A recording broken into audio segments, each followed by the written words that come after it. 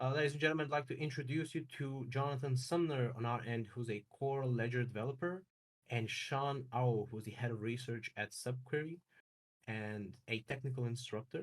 Both of them have collaborated to ensure that you get this, what I consider highly valuable workshop. I would love to hand over the torch to Sean, who will give you a short presentation on what you can expect from the workshop.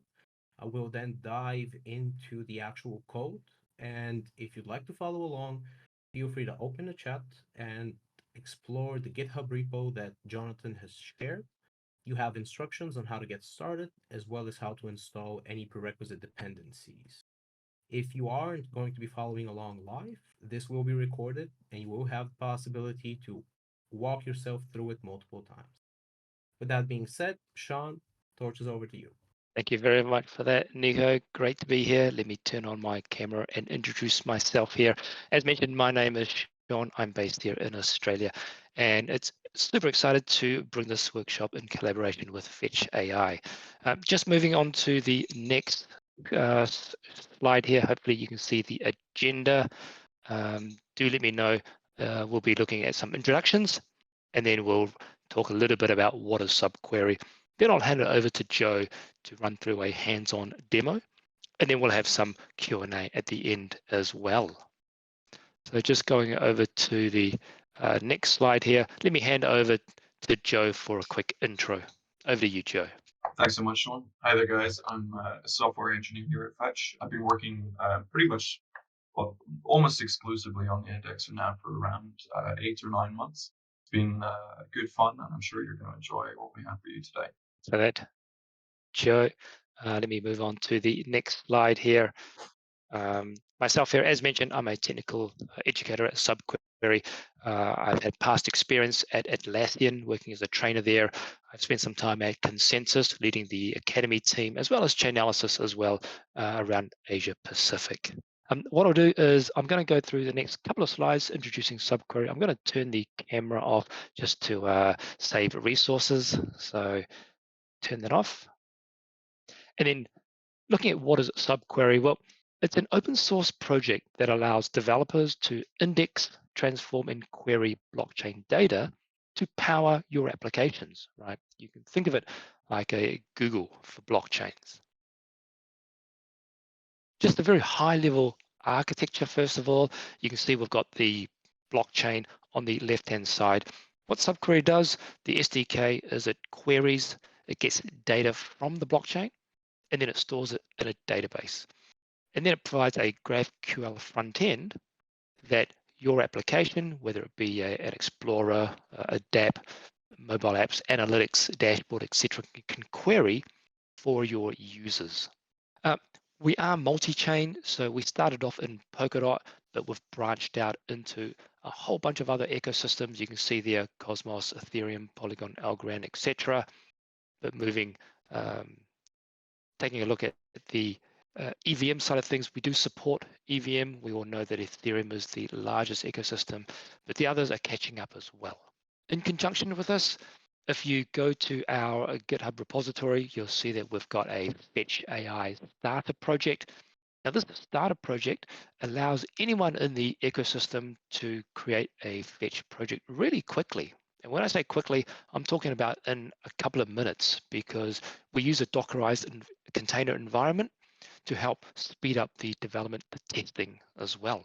And in conjunction with that, we've got a very quick YouTube video showing this in action, because we all know reading documentation can be a little boring. So that's why we've compressed it all into a very short consumable video. With that, just one more slide before I pass it over to Joe. And it's kind of like an overview of when you're creating a SubQuery project. And Joe will go through this, where the first step is you want to define the data that you want. And you do that with a schema file, right? You say, I want to address, from address, value, NFT name, etc. And then the next step, number 2, is you configure your endpoint and your filters. So you say, where am I going to get this data from? And you point to a particular node. And then you filter the data to get what you want. And then the third and final step is once you've got the data, you can transform it, you can aggregate, you can summarize, You can make third-party API calls to get other information. And then all of this gets stored in a Postgres database, which then has the GraphQL layer on top that we saw in the architectural diagram. So with that, what I'll do is I'll hand it over to Joe now for the demonstration part of it. Over to you, Joe. Thanks so much, Sean. So today we're going to be looking at indexing pretty generally, but just as I was saying, this is going to be useful for people working on dApps. Any sort of decentralized application, it's really quite an amazing thing. It can be applied to nearly anything you can imagine related to blockchain. But we're going to be running a local FetchAI node, and today we're going to attempt to index an NFT and then retrieve this data. So if we now change over to my screen. So here we are in the actual repo. If you'd like to download this or follow along, just once more, it's in the chat to the right-hand side, or it's Jonathan Sumner /workshop-example on GitHub. So here we are in the schema.graphql file here. This schema file describes essentially the entities which we'd like to construct from on-chain data, and then we can store it in the database from this. Here you can see we're describing how we'd like to store blocks with the fields we require, such as height and ID. And some of you might have realized that there's much more to a block than those fields, which is really the beauty of custom indexing. Like what we'll be doing today, we can store as much or as little information as we need for whatever we might want to observe or develop. However, in order to index an NFT, we'll need to describe exactly how we'd like to store it. So if we bring in a new entity here, an NFT entity, we're going to give it an ID, an owner, and a URI, or universal resource identifier, pretty much a whole bunch of information about the NFT, like the picture URL it might hold, anything else you can think of storing within the NFT. So the next part of this is going to be it's going to be thinking about how we're actually going to grab the on-chain data, how we're going to construct this entity from that as well. So we're going to go to mapping handlers in this source mappings. Here we go, just here. And as you can see already, we have a function handle block, which at the moment, it's not actually constructing any block entities. It's just going to be printing out, yes, there's a block and it has been handled with the height every time that it sort of notices one. And further down, you can see a little bit more complex examples of how we're handling messages, events. We're going to grab these messages and construct these actual entities and save them to the database. So next, what we're going to do is actually construct our own NFT minting event here. Oh, too many times. Here we go. So again, we're grabbing an event, we're picking it apart, dissecting it until we get this mint message out of this Cosmos event. And once we get that, we're going to pick it apart even further until we get the ID, the owner, the URI. We're going to plug it right into our NFT entity here, create it, plug it in, and save it. And don't forget to include this NFT from our types as well. And the next step is going to be, we have to think about how we're actually going to grab this on-chain data. Much as Sean said, we have to filter the incoming data for exactly what we'd like. And now this is configured in the project YAML here. And if we scroll down here, you can see data sources, mappings, and handlers. So at the moment, every time we find a block, we're running this handle block function from before that we saw. So every time that the indexer notices that a block has been detected, it's going to run that handler. And we'd like to do the same for every time. We'd like to essentially construct this NFT every time that we notice an NFT mint has occurred. So here's one I prepared earlier. Alrighty. So I'm going to break this apart for you. So we're going to run our handle NFT mint function, and we're going to grab an event. We're going to look at all events at first, and we're going to filter it down specifically to execute type events. And we're going to look at the related message just to make sure it really is an execute contract message. And then we're going to just double check that it is a mint message. So the contract call itself is minting one, just to make sure it's the correct thing. So this is going to run our handle NFT mint function every time we find an NFT that's being minted. So after this, we're going to spin up the indexer. Hope you can all see. We're going to do yarn dev. So this is a custom command I've just added to this example. It's broken down into a few constituent commands that you can see in the README for this example repo here. A lot of this stuff is explained a little bit further then, but if we run this, it essentially spins everything down, makes sure everything's in order, generates and builds all of the code we need, and spins it back up again. So as you can see in a second, we should get some blocks coming through.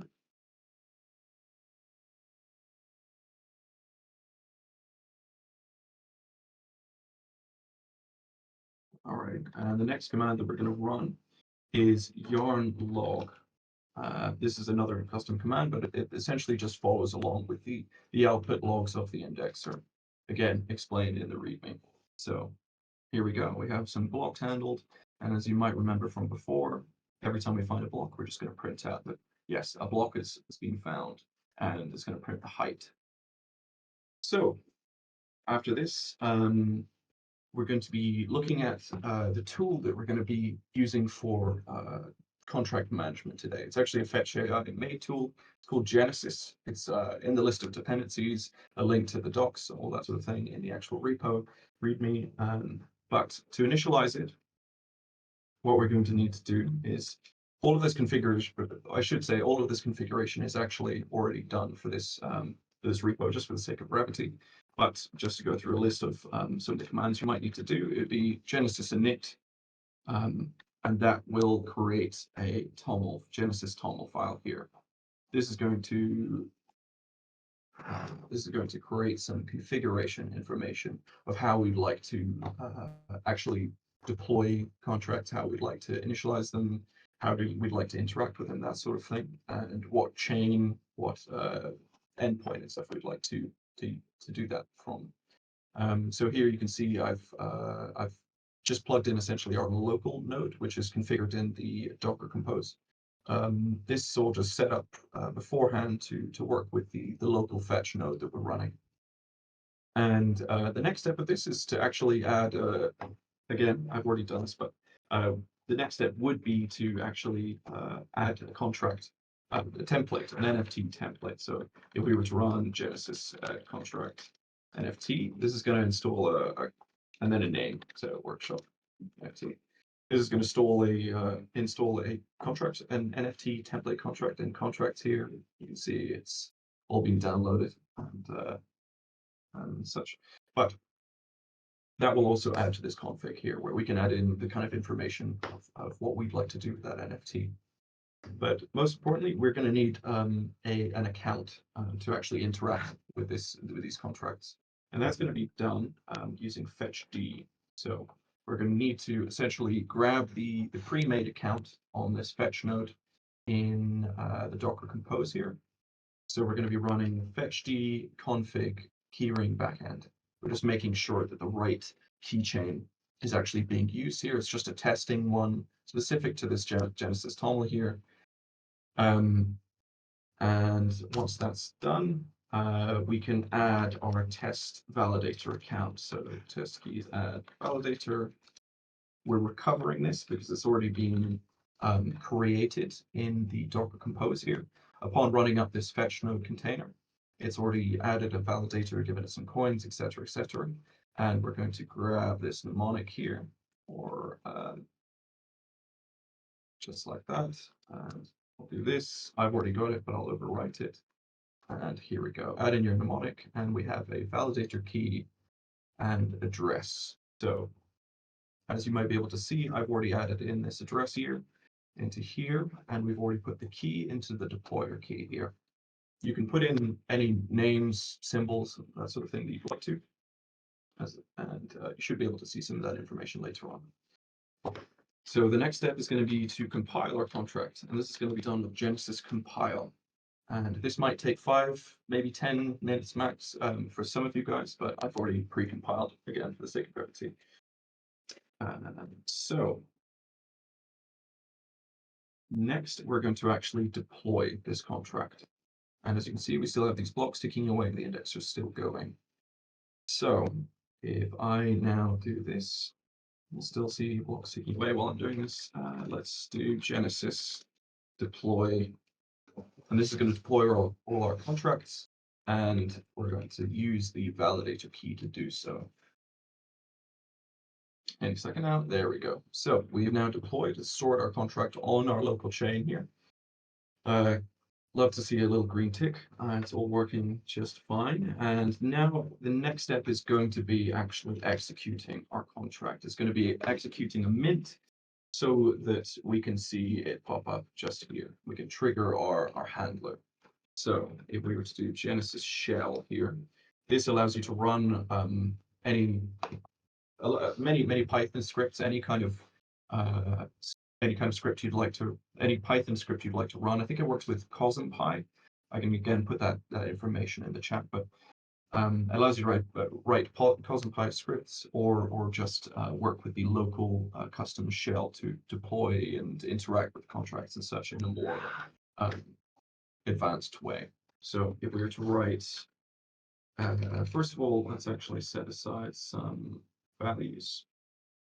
So we're going to create our URI first. This is just going to be some info. Here you go, just some basic info, a dummy URL, that sort of thing. And we're going to call that the URI there. And next, we're going to construct our mint message.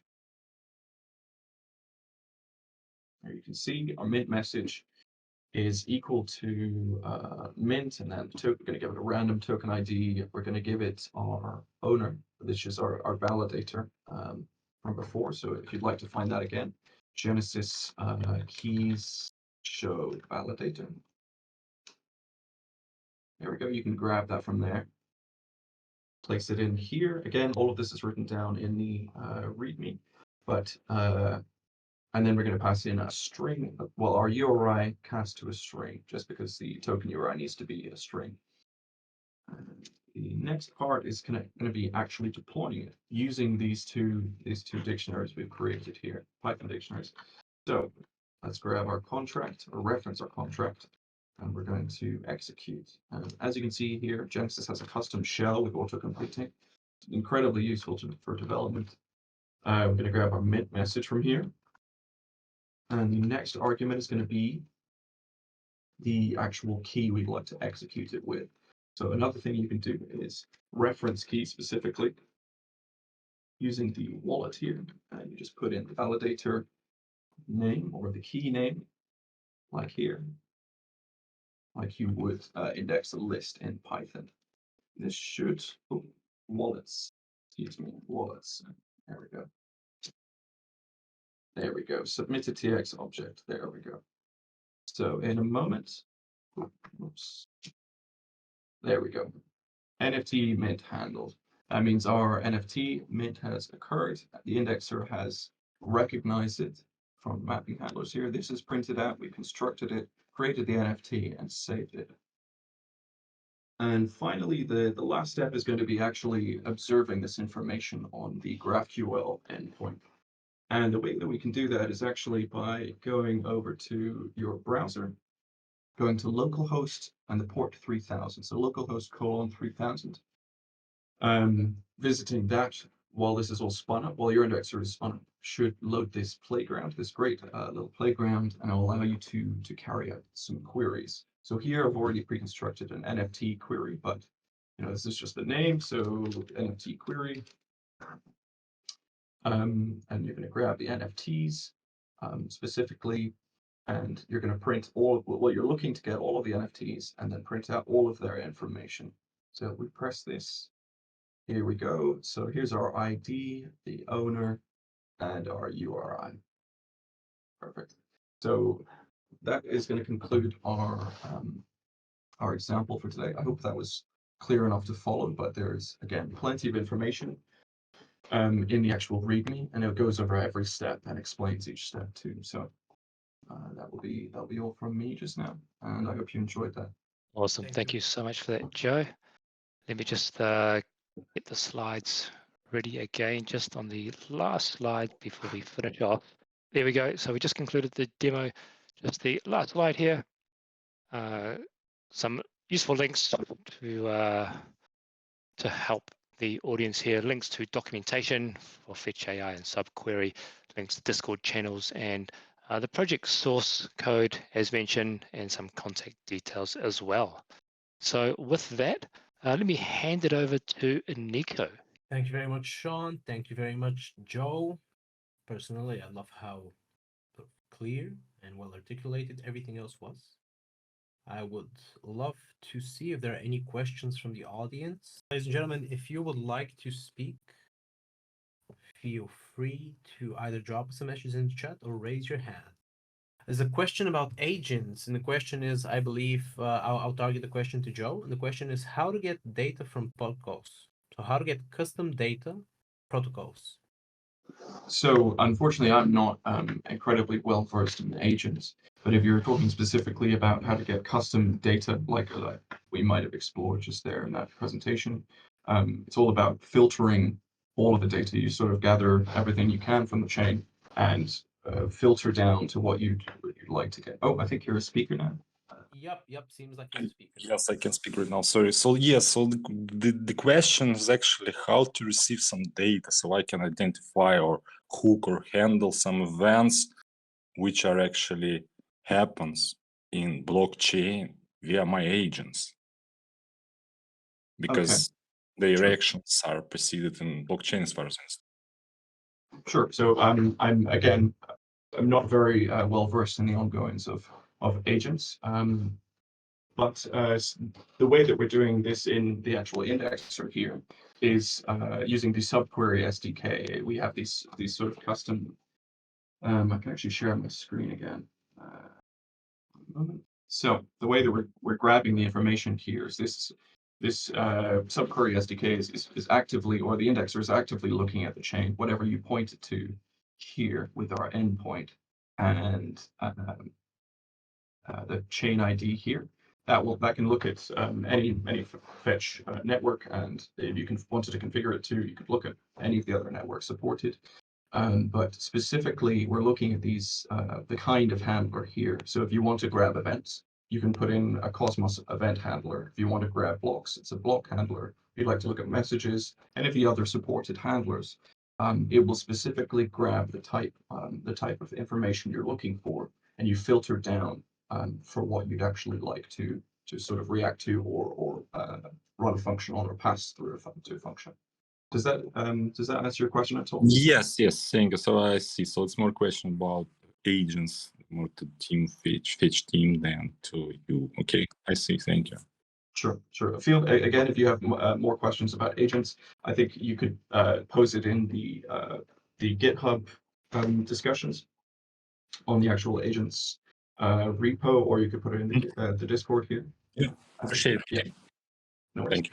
Any other questions at all? A bit of a question on my end for Crypto AI, since he still is a speaker. Just a question: are you trying to index agent-specific data, or are you trying to create an agent that indexes data? Right.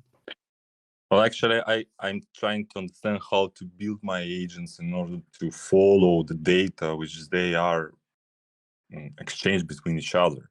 So why in the whole flow in the blockchain, I want to query my contracts, specific contracts for myself to identify what's happening actually. Not only transactions with money, but also some additional metadata. I don't know. It can be anything for me, which I maybe want to be made public, so I don't care. But I want to somehow to store not only in logs, because I tried to query and I saw some kind of logs there, which you can identify that it was like both on Fetch namespace, so on and so on. But I just thinking from the perspective of agents, how Yeah, I we understand. that's the main question. I understand. So what we can do is, given the fact that you're looking for something specific, just pose the question in the Dev Hangout channel. That way, we're gonna have a clear understanding of what it is that you're Yeah, actually okay. needing, and we're gonna be able to answer that question. No worries. Thank you very much. Thank you. Thank you as well. Ladies and gentlemen, and does anyone have any other questions? Now would be a great time. My camera. If that's the case and there are no more questions, I'd like to remind everyone that this will be recorded and you will be able to follow along. You can also download the GitHub example, which you're going to be able to find in the chat over here, and we'll also link once we actually recap everything. So if we upload it to YouTube, it's going to be in the description. If you have a Twitter thread about it, it will be as part of the thread. And I just like to thank Joe, and Sean. Thank you for everything. I think it was a very well made event, very well articulated. We got to the point, we carried it out. Thanks so much, Nico. Looking forward to more events in collaboration with you, Sean, as well as in collaboration with Joe. And thank you for the audience for sort of showing curiosity and being here. Yep. Thanks to you both. Thanks all. Really appreciate it. Thank you, Thank you everyone. so much. Have a good day, guys. Take care. Have a great day. Bye-bye.